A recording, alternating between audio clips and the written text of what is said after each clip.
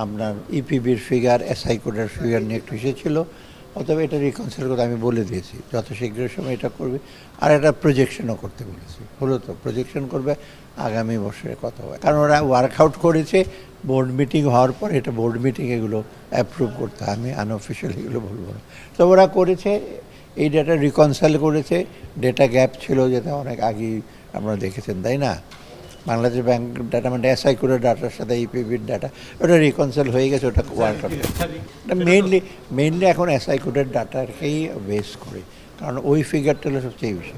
আর মাঝখানে ইপিবির ফিগার থেকে internal export আছে, ওগুলো ডাবল কাউন্টিং হয়ে যায় অনেক সময়, তাই না?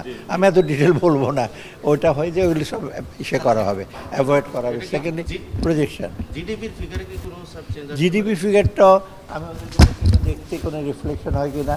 জিডিপির ক্যালকুলেশনটা জিডিপির সাধারণত আমাদের প্রোডাকশন মেথডে করে।